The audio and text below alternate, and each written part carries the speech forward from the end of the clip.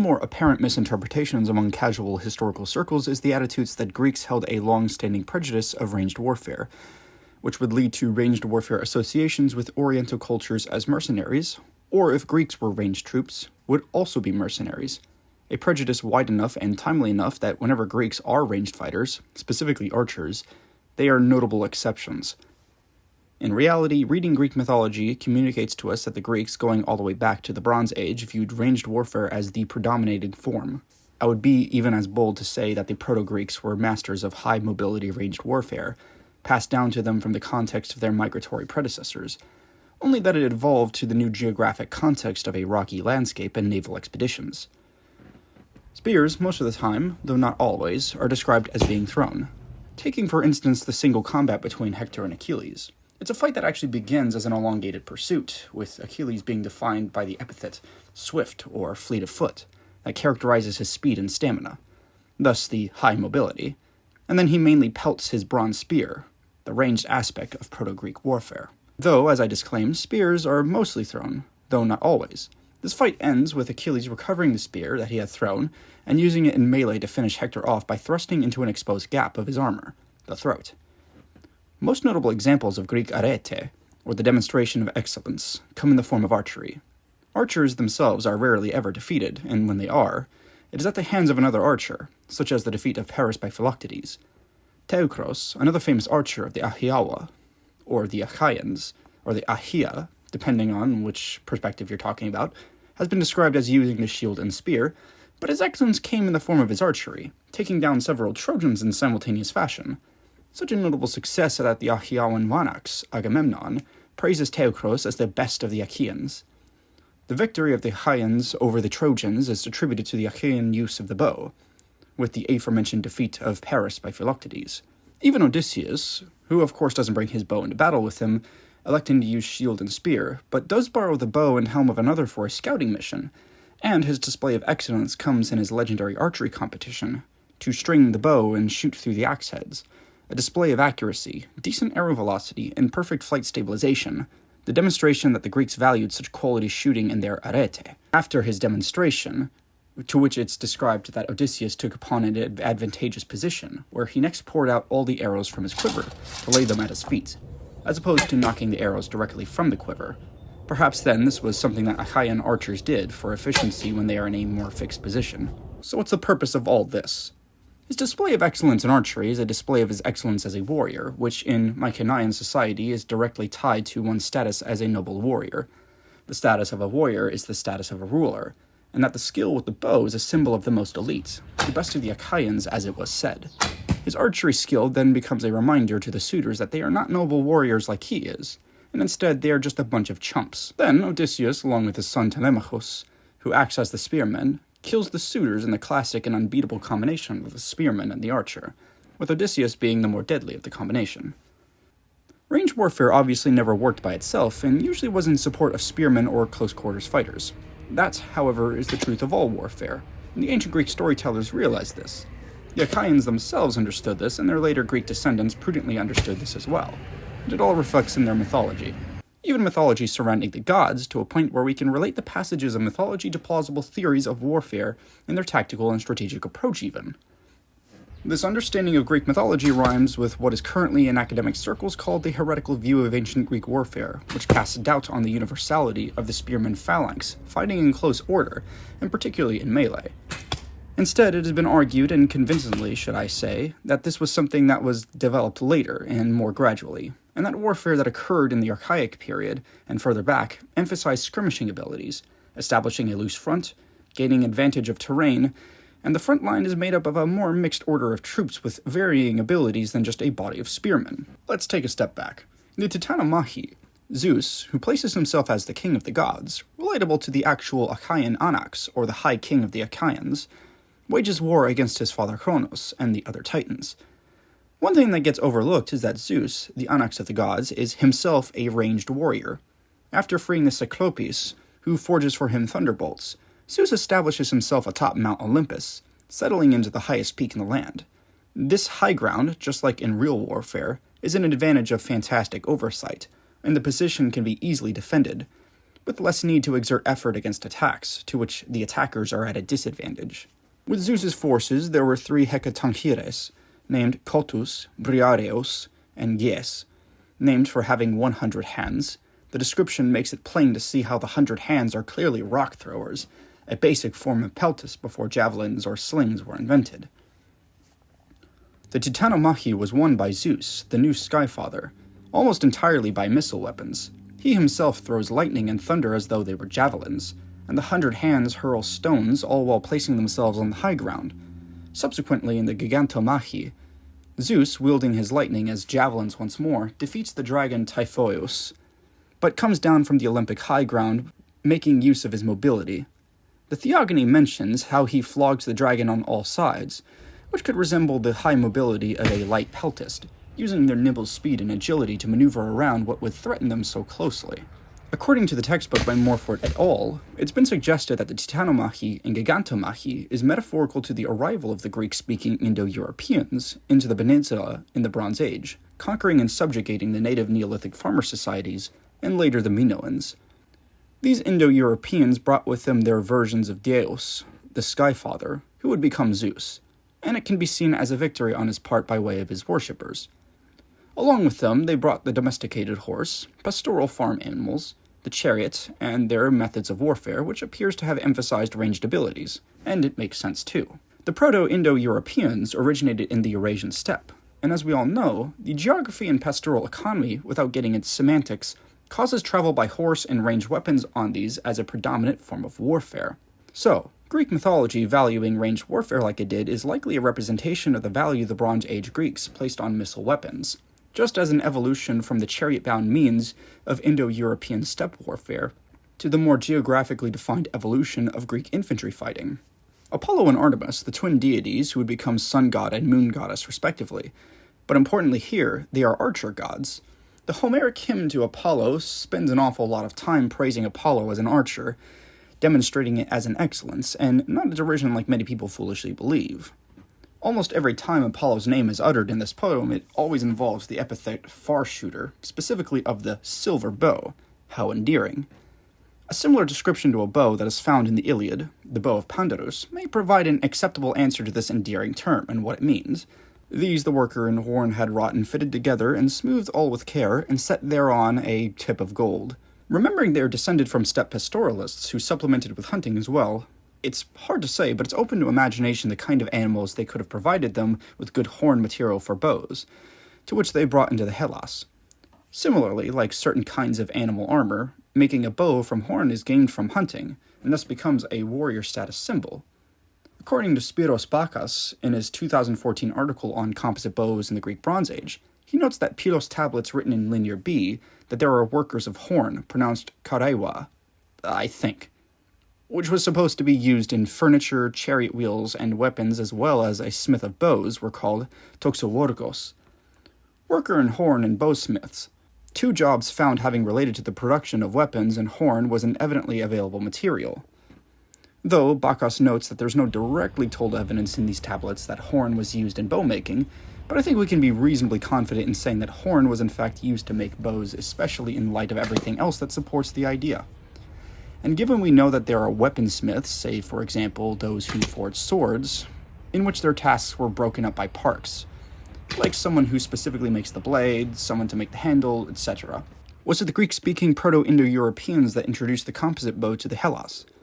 Bakas also shares evidence of the Minoan use of bows, which would later become associated with Greco-Cretan associations in archery. It is argued convincingly that the Minoans were seminal in the trade of local horn products to the Egyptians in the production of their own composite bows. Perhaps the composite bow was an idea of the Minoans? In my opinion, both of these could easily be the correct answer. Ideas and technologies get invented and reinvented without influence all the time. If anything, the Minoans invented their own construction of composite bows, and the Indo-Europeans invented their own version to which they brought into the Hellas, where the ideas would end up mixing into some in-between state, but it's hard to say for certain. In case it wasn't clear enough, these bows often enough in Homer's work are described as back-bent bows, like the bow of Teucros and Odysseus, indicative of the fore-tailoring of a composite bow. As for the golden tip, this could be the defining feature that would give it the name the golden bow, simply because there is gold interworked with the material. Metallic tips could come in other ways that would give them names like silver bow, bronze bow, etc. Perhaps then this is what is referred to by Apollo wielding the silver bow. It had tips of silver. It is also possible that the inclusion of metallurgy as tips is one instance of the use of fashioning bow nocks from different material, as opposed to the use of self-nocks. This could give some much-needed integrity to what would be more vulnerable points of tension in the material, and it's not too far off from reality. After all, horn nocks on self-bows are a thing, and the later composite bow inclusion of seals as well. Fashioning separate nocking mechanisms is hypothesized within Indo-European cultures of Eurasia. One example is the recently reconstructed Sintashta bow, a project that the previously mentioned Dr. Bacchus had a significant hand in. What they call a compound bow, some in between of a self and a composite, involved recovered materials of horn that is hypothesized to have functioned as attachments to the bow, independent of the stock.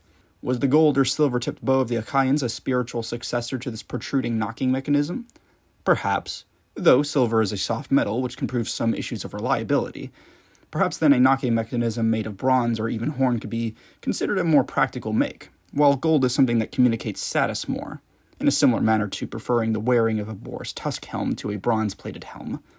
A bronze helm could be considered more protective and sturdy, and safer to make, but a boar's tusk helm communicates that the warrior had killed 10 boars to make this, and thus is the symbolic of his warrior ferocity.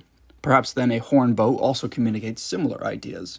Regardless, the bow being associated with precious metals being worked into their construction gives them a particularly aristocratic association. It's sensible, too. Aristocrats are the ones with the best nutrition possible. They can afford the time and training to build up the strength to a bow. It makes sense why in Western Iron Age warfare how this method was hard to come by, and why we hear more about javelin throwing and slinging. It's also best to note that the archer god Apollo is also a sun god. In Greek mythology, just as it is in the motifs of the wider Indo-European mythologies, both the sun god and moon goddess in dichotomy move across the sky in a chariot to bring about the beginning and end of the day. I would say this is not just merely a coincidence that an archer god is also a charioteer. In the Achaeans' proto-Indo-European heydays in the steppe, where the chariot was first developed, it's sensible that the terrain favored highly mobile and ranged forms of warfare. That would mean a high reliance on peltasts from the chariot platform, and the more elite of all warriors would be archers. Due to the rocky terrain of Greece, a mass chariot warfare would have declined sharply, including chariot-mounted archery in favor of infantry skirmishing and naval-borne piracy. The Iliad refers mostly to chariots being used as logistical support, while frontline skirmishing on foot predominated. That, however, doesn't mean that the chariot-mounted archery disappears completely, only for its artistic references to be borrowed from the Orient. It was something their grassland predecessors had done, and they brought with them into Greece. It is not specifically chariot archery that declined, but charioteering overall. There's a difference. Though, some websites that talk about weapons in Bronze Age Greece like to equate the rocky terrain with the decline of military archery, which makes no logical sense whatsoever. If anything, the rocky terrain was perfect for asymmetrical warfare, and thus archery was more emphasized alongside other forms of ranged warfare, as mythology demonstrates. Artemis is a goddess of archery, but she is goddess of the hunt. Thus, her archery is not particularly associated with warfare. She is the twin sister of Apollo, and she also is a chariot rider who brings about the moon. It could be speculated that just as Apollo is an archer, and so is she, then this would be representing the dichotomy of archery for war and archery for hunting. Doesn't Apollo also slay animals? Yes, but actually no. Artemis is the one associated with animals without any abstraction of them. She isn't known for slaying anything that wasn't purely herbivorous forest dwellers, innocent children, or the many unsuspecting young men that catch her bathing in that oh-so-funny anime-like comedy trope. Apollo, on the other hand, has claimed to have slain the python, a dragon. Dragons in Western myth are abstracted creatures that represent an exaggerated form of predatory animal that are dangerous to humans. To slay one is to use the excellence of human ingenuity to prove mankind's superiority. So rather than slaying an inferior prey, it's the slaying of a predator. And sometimes this metaphor can be extended to things like defeating enemy armies, which is why Apollo is a war archer, while Artemis is purely a hunting archer, though some versions posit that the python was slain by both Apollo and Artemis. This artistic motif of fighting and defeating predatory animals as opposed to merely hunting herbivores, it's a convention that is often employed by more warlike peoples, and unsurprisingly appears in Indo-European myths. One Mycenaean example is the dagger scene, a group of shirtless, kilt-wearing Mycenaean warriors in a group with tower and Boeotian shields, suspended via a guage, and, unsurprisingly, have a kneeling archer along with them, giving the impression that this is more of a fight rather than a hunt. And the humans are taking up a battle formation against a lion who can be seen metaphorically as an enemy army. It's possible that the images of the self-bow, that is a single arched bow made only from wood, could be directly associated with hunting, while the composite bow is directly associated with warriorhood. Apollo, using what is evidently a composite bow, slays monsters that can act as a metaphor to enemy humans. They are, of course, children of Zeus, whom I have established as himself being a javelin thrower of lightning. From throwing a javelin to shooting a bow is a technological advance that can be seen as being symbolized here. This father-to-son dynamic of technology is also apparent in the demigod son Heracles, of course. In his education, he learned wrestling, music, charioteering, and, of course, archery. There again goes the simultaneous association with chariots and archery. He was known to use poison arrows, in which if he shot an arrow along did not kill, which it seldom did, then the poison would be what did them in. The poison was said to be of the bile of the Lernaean Hydra, to which he uses against the centaurs, particularly Chiron. According to one of his military expeditions, one of the 12 sons of the king of Pylos, Periclymenos, had the ability granted to him by Poseidon to transform into different animals. Heracles had noticed him just as a tiny bee and shot him with an arrow, and it's just a testament to Heracles' insane accuracy with the bow. According to Herodotus, there was a myth that Heracles in his travels went to the northern steppe and lay with a snake woman called an echidna, where one of the 3 sons, Scythes, grew up to be the only one to successfully pull Heracles' bow, and thus he became the ancestor of the Scythians, the word that the Greeks would then use to describe the Indo-Iranians of the Eurasian steppe. I could go on, but I think the point has been made that a revered hero was for the most part a light infantryman, who had melee abilities in the form of a club and wrestling. Being good at archery is not exclusive of one being good at melee fighting, which Heracles does not ever use a spear or a sword. Nor does he wear armor, instead preferring the nimbleness of no armor, wearing only a loincloth, and the skin of the Nemean lion. Simultaneously, Zeus was also a light infantryman, just emphasizing javelins, and this is how he was victorious. This is not too far off from reality, after all. A form of warfare that emphasized both ranged skirmishing as well as high mobility on foot may see even the greatest warriors among them reject the use of armor to better fit this mode, while those who wear armor, such as the cumbersome Dendra armor, may be a more specialized role that would involve moving into the gap between fronts of the 2 armies, providing a convenient but difficult target for archers and peltists of the enemy to take down, and we see this in the Iliad. Back to the example of Teucros, the best of the Achaeans as Agamemnon put it, was pointed out by Todd Alexander Davis in his work Archery in Archaic Greece, that the Iliad features a dynamic between Teucros as an archer and his half-brother Aias, who uses a massive shield. In this case, whether Aias has body armor or not is indifferent. The shield in its massive size offers quite substantial protection to a point where armor isn't entirely necessary, except for perhaps a helm, which many depictions of Mycenaean warriors are portrayed with. Body armor is not commonly portrayed, but helmets are very commonly portrayed, especially the lamellar like boar's tusks helm, though some could even be bronze-platelet helms or some with tusks protruding. Odysseus, who did not bring his famed bow into battle, was tasked with a scouting mission alongside Diomedes, involved him borrowing another warrior's bow while carrying his own sword as a backup, while both end up armoring down to simply wearing hides, possibly just hide kilts in the same way the Minoan Cretans had. Odysseus and Diomedes then acutely become the same dynamic as Teucros and Aias. Then there is the matter of Diomedes versus Paris, the latter of whom bested the other stealthily while the former was distracted and in full armor. Diomedes is hit in the foot, which doesn't kill him. It prompts him then to deride Paris in an angry rant, saying that his arrow was mute, and that he should fight him close up, where his bow and arrow would do him no good. This has been in the past seen as evidence of long-standing prejudice against archers. Instead, this is more like evidence that the Greeks who were not archers had a long-standing frustration in dealing with Greeks who were archers. Like before, archers who are mobile and stealthy are extremely hard to beat to less mobile soldiers without their equivalent ranged abilities. So, Diomedes' angry rant is more him airing out frustrations at an archer who just beat him. On another note, Diomedes being hit in the foot, whether fully armored or just using a shield, makes sense because, in a fully covered soldier, if there is one place an arrow is going to penetrate flesh, it would be the foot or the face opening, while everything else is impervious. It's hard to do, but if an archer wanted to take down one of these armored tanks, they would try to shoot at very defined points, like the foot, for instance, and would require some insane accuracy and precision, kind of like Heracles shooting Periclymenos in the form of a bee. This would be more difficult to pull off for the opposing archer if the tank they're trying to snipe comes with archer support to mitigate their effectiveness, hence the appearance of Teucros and Aias, or Odysseus and Diomedes. Again, all the factors in a complicated equation that is tactical warfare. Suddenly, the previously mentioned dagger scabbard scene with the lion fight makes a great deal more sense. It's easy to see the connection of the Iliad and the artistic flavor of the Mycenaeans, where the mythologized battle array involved spear or javelin men grouped with proficient archers. The kneeling archer is akin to Teucros, while the shield bearers are all like Aias or even Odysseus and Diomedes. And they are stronger in this tactical makeup as they stand a chance against a ferocious beast like a lion.